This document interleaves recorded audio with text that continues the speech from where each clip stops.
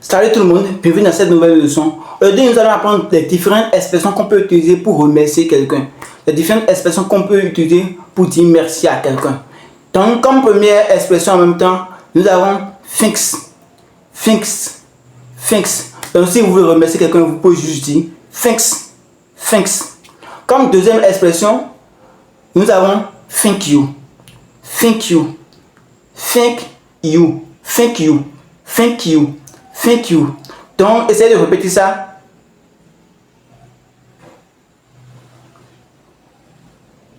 Très bien. On passe à la troisième expression. Et comme troisième, d'abord, je tiens à vous dire, pour la deuxième expression, thank you, vous pouvez associer cette expression avec quelques mots pour augmenter l'intensité du mot, pour augmenter l'intensité du remerciement que vous êtes en train de donner. Donc, vous pouvez dire, vous pouvez compléter à thank you, so much. Thank you so much. Thank you so much. Merci beaucoup. Merci beaucoup. Thank you so much. Thank you so much. Donc, essayez de répéter ça. Très bien. Vous pouvez encore compléter, vous pouvez encore améliorer ça en disant thank you very much. Thank you very much. Thank you very much. Thank you very much. Donc, essayez de répéter. Ça veut dire toujours la même chose. Merci beaucoup. Donc, essayez de répéter. Très bien. On passe sur la troisième expression maintenant. Comme je l'avais dit, la première expression c'est thank. Thanks. La deuxième expression c'est thank you, à qui on a associé quelques autres mots. Et la troisième expression maintenant c'est you shouldn't have. You shouldn't have. You shouldn't have. You shouldn't have. You shouldn't have. You shouldn't have.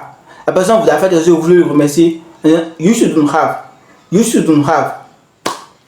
Donc on a thank you. Thanks, thank you. You shouldn't have. You shouldn't have. Donc essayez de répéter ça.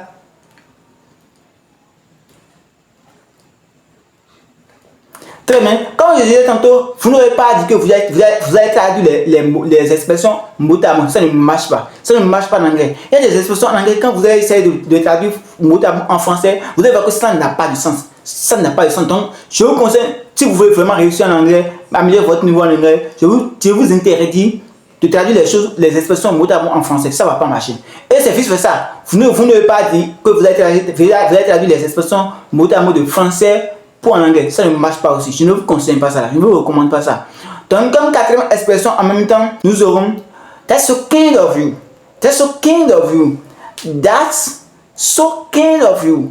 That is so kind of you. That's so kind of you. That's so kind of you. That's so kind of you. C'est gentil de ta part. That's so kind of you. C'est gentil, c'est vraiment gentil de ta part. That's so kind of you. Donc, essayez de répéter ça. That's so kind of you. That's so kind of you.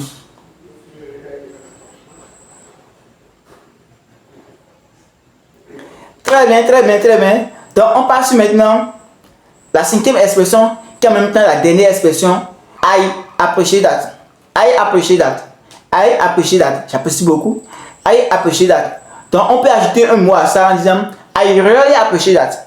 I really appreciate that. I really appreciate that. I really appreciate that. I really appreciate that. Donc, essayez de répéter ça.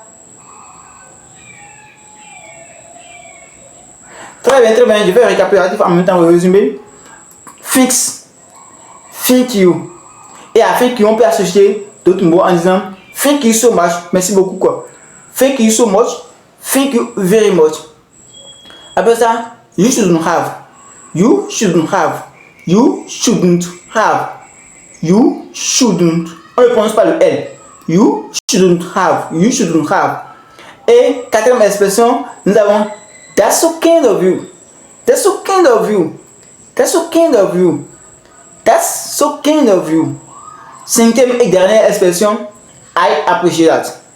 I appreciate that. I appreciate that.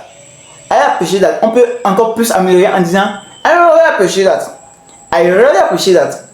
I really appreciate that. Donc si vous voulez me voir pour la première fois, ne vous inquiétez pas. Ici on apprend anglais ici, même à partir de nouveaux débutants. Donc likez la vidéo, mettez la vidéo en favori et abonnez-vous pour ne pas rater la prochaine leçon. Le moment que vous attendez tous est enfin arrivé. Il s'agit bien sûr de notre challenge d'aujourd'hui. L'objectif était de traduire la phrase « Je n'ai pas le temps ». Je n'ai pas le temps. Et la traduction, c'est I don't have time. I don't have time. I don't have time. I don't have time. Donc j'ai vu quelqu'un dans le jardin qui a mis I don't have the time. J'aime bien lui signaler que on utilise I don't have the time quand vous voulez préciser le temps. Vous voulez vraiment mettre accent sur le temps, un temps précis. Je prends par exemple la phrase I don't have the time to do the homework. I don't have the time to do the homework. J'ai pas le temps pour faire les travaux de maison, les travaux de temps. Là, vous êtes en train de préciser le temps. Vous êtes en train de mettre l'accent sur le temps. C'est en ce moment que vous pouvez mettre le vœu là. Sinon, généralement, c'est I don't have time. C'est I don't have time. Généralement, c'est I don't have time. C'est quand vous voulez préciser le temps en question que vous pouvez mettre vœu là et vous précisez le temps. Donc aujourd'hui nous avons un seul gagnant, il s'agit bien sûr de Joseph Quinjo. Vraiment félicitations à toi, c'est du lourd. Continue comme ça et dans quelques jours toi-même tu verras comment tu vas progresser en anglais. Donc continue comme ça. Alors sur ce, préparez pour la séance de demain, ça sera vraiment du lourd. On se voit demain.